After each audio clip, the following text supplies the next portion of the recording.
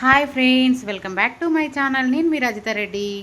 ఏంటక్క ప్రయాణం ఎక్కడికి కట్టావు అనుకుంటున్నారు కదా? అదేం లేదండి, ఈరోజు కొంచెం చిన్న పని మీద అయితే ఊరైతే వచ్చాము. ఊరికి వచ్చిన తర్వాత మనం పొలం దగ్గరికి వెళ్లకుండా ఉంటామా?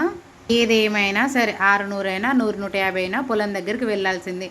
మేము వచ్చిన ప్రతిసారి పొలం దగ్గరికి అయితే కంపల్సరీ వస్తాము. అదేంటో మరి ఊరికొచ్చినప్పుడు పొలం దగ్గర రాకుండా ఉండలేకపోతాము. ఊరికొచ్చినప్పుడు పొలం దగ్గరికి మాత్రం ఖచ్చితంగా వస్తాము. మీకు కూడా ఈ అలవాటు ఎవరికైనా ఉందా? అంటే విలేజ్కి వచ్చినప్పుడు ఖచ్చితంగా పొలం దగ్గరికి వెళ్ళి చేస్తారా లేదా అనేది తప్పకుండా కామెంట్ చేయండి. ఇది సిటీలో కాబట్టి మా పొలం దగ్గరకు వచ్చినప్పుడు మేము వస్తున్నామని చెప్పగానే అమ్మ ఏం చేసేది తెలుసా? ఫస్ట్ ఉంటారా ఉండరా అని చెప్పేసి అడుగుతుంది. ఉంటామనగానే సరే అని భోజనం వండుకొని తీసుకొస్తుంది అనమాట. ఉండకపోయినా ఏంటంటే ఇంటికి వచ్చి తినిపోండి అంటది. లేదంటే సరే అక్కడే ఉండండి, నేను భోజనం పట్టుకొస్తాను వండుకొని. పొద్దున్న వచ్చారు, ఏం తిన్నారో ఏం తినలేదో అని చెప్పేసి అమ్మ అలా ఆలోచిస్తుంది. ఫస్ట్ అమ్మ రాగానే ఏమైనా తిన్నారా లేదా అని చెప్పేసి అడుగుతుంది అనమాట. చూపించేవి అందరికి తెలుసు కదా, మోతుకాకులు. ఇప్పుడు ఇవి వచ్చాయి, బఫింగ్ ప్లేట్స్ వచ్చాయి, కానీ అప్పట్లో ఇస్తరాకులలోనే వడ్డించుకొని తినేది. అంటే ఆకులు తెంపుకొచ్చి వీటిని మోతుకాకులు అంటారు, మీకు ఐడియా ఉండే ఉంటుంది.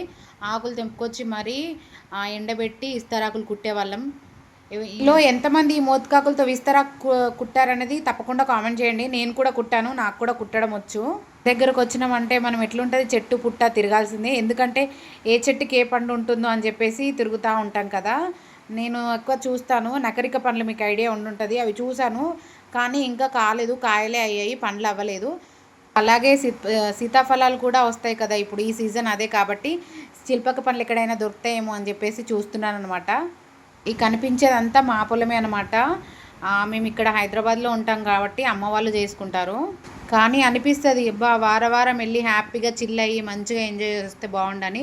కానీ వెళ్ళే సిచ్యువేషన్ ఉండదు కదా. సాటర్డే ఎలాగో పిల్లల స్కూల్ ఉంటుంది, ఓన్లీ సండే ఒక్కరోజు కోసం వెళ్ళి రావడం ఎందుకులే అని చెప్పేసి అప్పుడప్పుడు వెళ్తూ ఉంటాం అనమాట. వెళ్ళినప్పుడు ప్రతిసారి బావి దగ్గరికి అయితే వెళ్తాము. ఇంకా మా ఆయనే మా అమ్మ. అవును, ఇంతకు బావి దగ్గరికి ఎందుకు వచ్చినని చెప్పలేదు కదా. వర్క్ అయితే తొందరగా అయిపోయింది. ఏమైందంటే పొలంకి మందు జల్లే టైం వచ్చిందనమాట.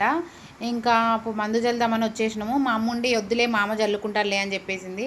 అయినా సరే మా వారు ఉండి వద్దులే మామ డ్యూటీకి వెళ్తున్నాడు కదా, మళ్ళీ కష్టం ఎందుకు, మళ్ళీ పొద్దున్న నుంచి సాయంత్రం దాకా డ్యూటీకి వెళ్ళి వస్తాడు, మళ్ళీ రాగానే మళ్ళీ బైకడికి వచ్చి పొలం పనులు ఏం చేస్తారులే అని చెప్పేసి, అంటే ఎప్పుడు చేయడు ఆయన, ఖచ్చితంగా వర్క్ ఉంటే మాత్రం చేసి వెళ్తాడనమాట. గట్టు మీద నడుస్తున్నాను, ఎంత స్ట్రాంగ్గా నడుస్తున్నానంటే ఎక్కడ పడిపోతానో అన్నట్టు నడుస్తున్నాను.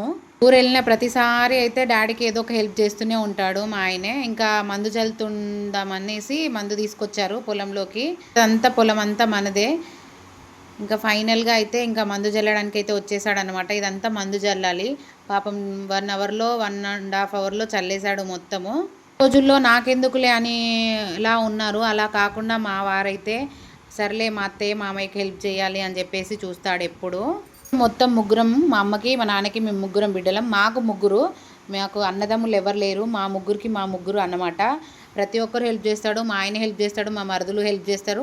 వాళ్ళకు తోచినంత వాళ్ళు హెల్ప్ చేస్తూనే ఉంటారు. నేను చెప్పాను కదా లాంగ్ వీడియోలు చెప్తానని చెప్పేసి.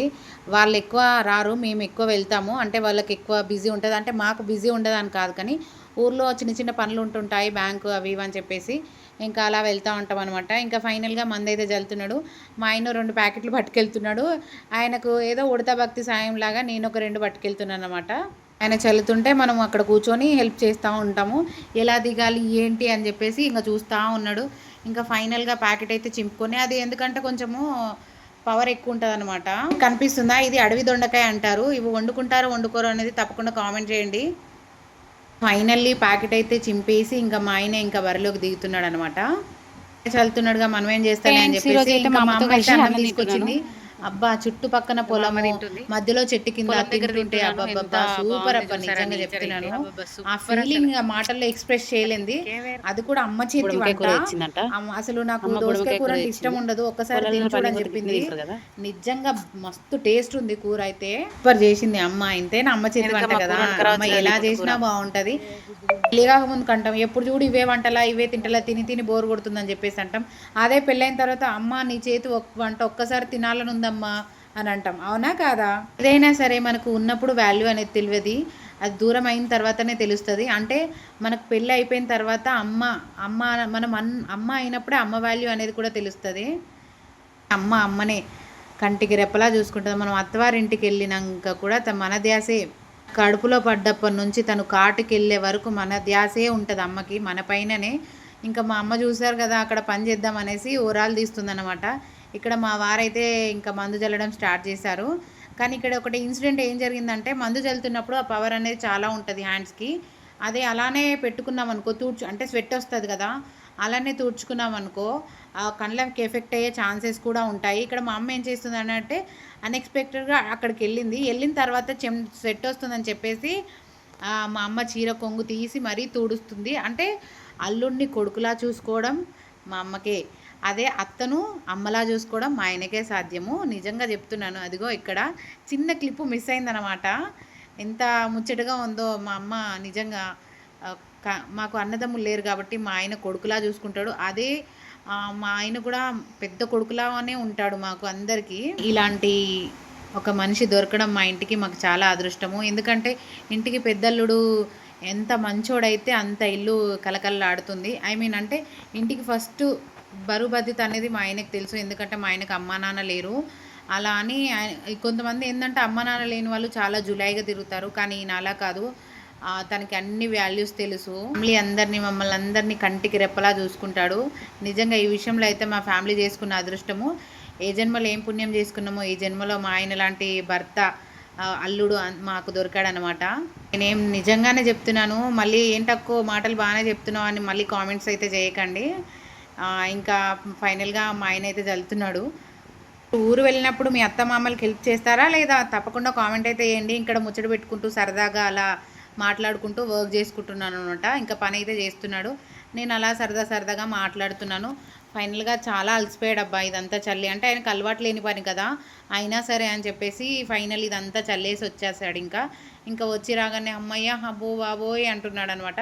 వచ్చి రాగానే ఇంకా మా అమ్మ కాళ్ళు కడుక్కో తిందు బిడ్డ అని చెప్పేసి అనగానే ఇంకా మా వారైతే కాళ్ళు కడుక్కొని ఫ్రెష్గా కూర్చుంటే అక్కడ కూర్చొని ఇంకా మా అమ్మ మా ఆయన కోసం విస్తరా కుట్టింది. ఆల్రెడీ మీరు షార్ట్ వీడియోలో కూడా చూసుంటారు. దగ్గర నుంచి అయితే వెళ్ళే టైం వచ్చేసింది. ఇంకా వెళ్తున్నాము. అప్పుడే ఇంకా చీకటి పడిపోతుంది. ఎందుకంటే అక్కడ నా బిడ్డ కూడా వెయిట్ చేస్తుంటుంది కదా. ఇంకా ఫైనల్గా వచ్చిన పని అయితే అయిపోయింది. డాడీకి కూడా హెల్ప్ చేసేసాం. చాలా హ్యాపీగా ఉంది. ఫైనల్లీ అయితే వెళ్ళిపోతున్నాం. కొంచెం బాధ ఉంది, అయినా అప్పుడప్పుడు వస్తూనే ఉంటాము. నెలలో ఒక 2-3 టైమ్స్ వెళ్తానే ఉంటాము. అదిగో నేనేదో పట్టుకోవడానికి ట్రై చేస్తున్నాను. పొలం ఎలా ఉంది అనేది తప్పకుండా కామెంట్ చేయండి. మరి మీరు బైకడికి వెళ్తారా లేదా అనేది కూడా తప్పకుండా కామెంట్ చేయండి. వీడియో నచ్చితే లైక్ చేయండి. ఎవరైనా కొత్తగా చూసినట్టయితే సబ్స్క్రైబ్ చేసుకోండి. నా వీడియో ఎలా అనిపించింది అనేది తప్పకుండా కామెంట్ చేయండి. Thank you for watching. Bye bye. See you in the next video.